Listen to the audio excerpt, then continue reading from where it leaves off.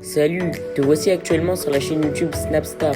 Sur cette chaîne, tu retrouveras tous les plus gros clashs de Snapchat et tous les plus gros buzz du moment. Surtout, n'hésite pas à t'abonner tout en activant la cloche des notifications pour ne rien rater du contenu exclusif de cette chaîne. Et oui, sur cette chaîne, tu retrouveras du contenu qui n'est disponible nulle part ailleurs. Sur ce, je te laisse avec la vidéo. Bon visionnage. Comme vous avez pu le constater en regardant le titre et la miniature de cette vidéo, aujourd'hui nous allons essentiellement parler de Alix, de Marc Blatta et de Ilan. Vous le connaissez certainement tous, Marc Blatta c'est un blogueur très populaire qui s'est fait connaître en se clashant avec Nabil, et Alix et Ilan ce sont deux candidats emblématiques de la télé-réalité française. Comme vous le savez, il y a quelques temps, Alix a décidé d'aller sur Touche pas à mon poste pour dénoncer les actes de Ilan. Dans cette vidéo, Marc Blatta est furieux, il a invité Alix sur son live Instagram et ils ont parlé de Ilan. En effet, selon les normes Crâne d'œuf et Alix, Ilan est un manipulateur qui cherche le buzz. Je vous laisse sans plus tarder avec tous les clashs de Marc Blatta et de Alix. N'oubliez pas de réagir dans l'espace commentaire et surtout restez bien jusqu'à la fin de cette vidéo. Déjà, le fait que tu sois là, c'est très courageux de ta part parce que tu restes une femme, tu restes l'élément déclencheur à quelque chose d'énorme. D'accord? C'est quelque chose d'énorme parce que ça a mis le doigt sur pas mal de choses qui se sont passées, etc. Et pour moi, tu as un courage énorme. Et le courage énorme, tu ne l'as même pas en dénonçant, tu l'as dès lors où tu as ouvert la bouche pour dire j'ai été lâche. Et quand tu as dit ça, j'ai souvent été lâche aussi dans ma vie parce que j'ai vu des choses dans ma vie en étant dans les coulisses de la télé-réalité, en étant dans les coulisses de plein de choses, etc. J'ai été lâche parfois. Et quand j'ai décidé de commencer à faire le métier que je fais, c'est-à-dire les croustilles, dire ce qui se passe derrière, etc., les gens l'ont souvent mal pris. Les gens du milieu l'ont mal pris parce qu'ils se sont dit, eh ben, il a envie de nous faire du mal, il crache dans la soupe, etc. Or, c'est pas du tout le cas. Et tout à l'heure, tu n'étais pas dans le live. J'ai souligné que tu ne voulais absolument pas faire de promotion pour ton livre à Touche pas à mon poste, que j'en étais témoin, que tu ne faisais pas ça pour la promotion de ton livre. Bref, je te laisse nous dire ton ressenti. Alors, le truc, c'est que moi, comme tu sais, je t'ai dit, je pense que je suis pas la seule à avoir été lâche déjà. Maintenant, quand j'ai fait mon interview, honnêtement, je savais pas que ça allait prendre ces proportions-là. C'est-à-dire qu'on m'a posé plein de questions. J'étais dans une interview donc chez Melchi, comme vous le savez. J'ai juste répondu aux questions et on m'a posé la question en partie pourquoi j'ai arrêté la télé. Il y a d'autres raisons, mais ça fait partie des raisons parce qu'il y a plein de choses qu'on ne sait pas, qui sont tues et des trucs sur lesquels on n'est pas protégé. En tant que femme, en tant que travailleuse, parce qu'il faut savoir que même si on vit des choses réelles, on travaille, donc on est censé avoir un cadre, on est censé avoir des gens dans les productions, dans les agences qui nous protègent, et c'est pas le cas. Il y a des choses qui sont protégées pour des choses d'argent, des fois parce qu'il y a des relations un petit peu plus privées entre certaines parties. On a vu plusieurs fois des gens de production ou bien même des agents être cul et chemise avec leurs candidats jusqu'au point que parfois ça peut peut-être les pousser à les protéger de certaines choses desquelles ils ne devraient même pas être défendables en fait. Maintenant, moi aujourd'hui, je crache pas dans la soupe. Je sais tout ce que j'ai eu et j'en profite encore aujourd'hui. Ça, c'est totalement vrai.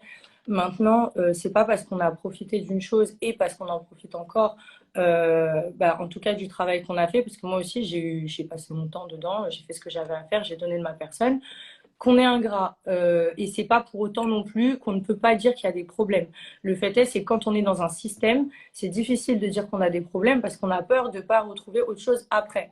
Et ça, je pense que c'est une raison pour laquelle il y a beaucoup de gens qui se taisent parce qu'ils ont peur soit de se faire taper sur les doigts par les prods, soit de se faire taper sur les doigts par les agences.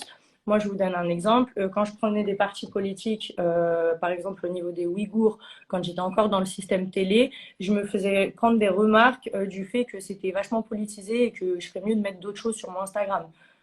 Ça en fait partie. Donc, vous vous doutez bien que ce genre de sujet, c'est tatillon. Maintenant, il faut comprendre une chose aussi. Ce n'est pas parce que vous avez affaire à une personne connue que la personne ne pourra pas être condamnée. Maintenant, il y a eu beaucoup de ce genre d'histoires qui sont venues sur la place publique ces dernières années. Malheureusement, elles ont systématiquement soit été ridiculisées, soit étouffées, ou soit simplement oubliées, tout simplement. On a quand même des filles qui sont allées faire des témoignages sur plusieurs choses. On a quand même des problèmes d'agression, de harcèlement, d'exhibition, et j'en passe et des meilleurs. Le fait est, c'est que toute la structure est au courant. Aujourd'hui, au-delà de ce que moi j'ai vu, et je suis pas folle, vous pouvez sortir 74 000 autres idées de vidéos, de ci, de ça. Moi, j'ai une parole, une seule. Ça n'a pas changé, ça ne changera pas. Voilà, c'est la même chose. Je sais ce que j'ai vu. ça s'arrête là.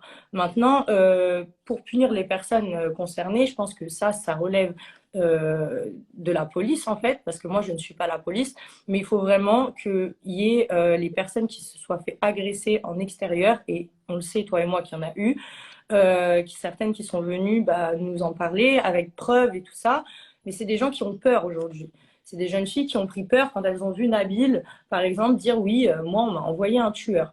Alors sachez une chose, déjà c'est peut-être vrai, hein, écoutez, voilà, mais Non, mais personne ne déjà, Alix, t'es pas une menteuse parce que la vidéo existe.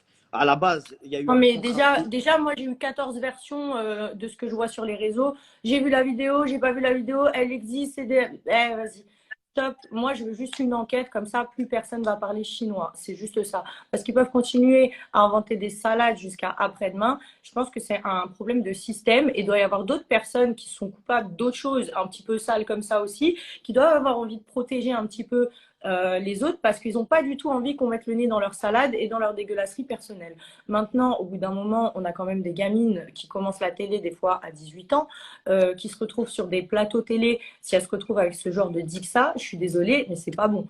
Déjà, le système télé, il y a un problème. On est pas mal à le dire. Je suis désolée. Une fois qu'on a du recul, moi, ça fait bientôt 2 ans que j'ai ma dernière émission. Plus tu as du recul, plus tu te rends compte des choses graves que tu as vues, que tu as vécues et sur lesquelles tu t'es tue aussi. Donc, il faut comprendre ça. Il y a des problèmes partout. Maintenant, pour les filles qui ont eu le moins de problèmes, que ce soit dans cette histoire ou dans n'importe quelle histoire qui concerne un mec, connu ou pas connu, sachez que la notoriété et l'argent ne protègent pas. Ça protège pas. Ça protège que les gens qui pensent qu'ils vont être plus malins que la justice, qui vont être plus malins que leurs victimes. Quand vous êtes victime, vous n'êtes pas coupable déjà, peu importe la situation dans laquelle vous êtes retrouvé en galère, peu importe si vous aviez envie, peu importe si au milieu vous avez commencé, en fait, bim, vous avez changé d'avis, on s'en fiche. Un non, c'est un non. Vous n'avez pas ni à vous sentir honteuse, ni à déménager, ni à vous cacher, ni à vous sentir sale, parce que c'est ces gens-là, les grosses merdes, et c'est eux qui doivent se sentir comme ça. Maintenant, quand on voit des gens connus à la télé qui sont adulés, ou dans un système où ils sont adulés, où ils ont des fans, où ils ont des gens qui prennent leur défense, forcément ça fait peur et on a peur aussi de parler parce qu'on se dit ça sert à quoi de parler parce que on l'aime et cette personne on l'aime et du coup ça va être difficile de prouver que je dis la vérité, on va me prendre pour une opportuniste. Je sais qu'il y en a plein qui se disent ça, les filles s'il vous plaît arrêtez de penser comme ça, même si vous vous inquiétez pour tout ce qui est avocat, sachez que dans ce genre de scandale il y a des dizaines d'avocats qui se courent après pour représenter les victimes parce que déjà ça leur fait leur notoriété et en plus de ça parce que vous avez quand même des serveurs de biens aussi dans ce genre de corps de métier. Moi-même je connais plusieurs avocats qui sont complètement concernés par cette situation et seront heureux de vous défendre sans rien vous demander et ne vous inquiétez pas de l'argent parce que si c'est l'argent qui vous fait peur les avocats, ça les sauve pas non plus. Maintenant, il faut comprendre qu'il y a eu beaucoup de problèmes. Il y a beaucoup de choses qui sont protégées, comme je vous le dis, par la structure en elle-même. Ça, c'est ignoble parce qu'on a des gens qui sont mamans, papas, de filles aussi, de garçons aussi, hein, puisqu'il y a aussi des garçons qui ont des problèmes. Mais malheureusement, là, on parle d'un problème qui est quand même féminin.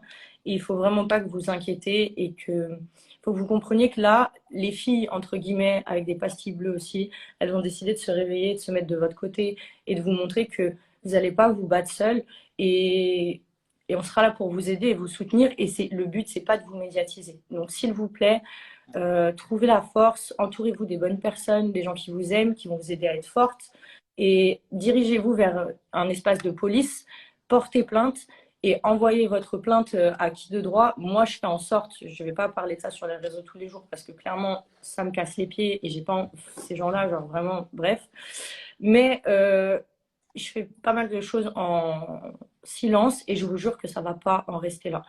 Le but est vraiment qu'il y ait tout le système même de justice française qui se rende compte qu'il se passe un truc de ouf là et que tout ce qu'on a pu voir ces dernières années, le mouvement MeToo, on a dénoncé des actes. C'est pareil, la télé, c'est aussi un monde où il y a des familles, où il y a des victimes et où il y a des choses qui sont cachées. Voilà, il faut que ça s'arrête en fait. Exactement. Est-ce que tu es susceptible d'orienter les jeunes filles et demoiselles qui nous regardent, qui ont peut-être potentiellement été victimes, à avoir un soutien juridique? Est-ce que tu Alors, pourrais leur en donner termes en de privé soutien juridique, ou...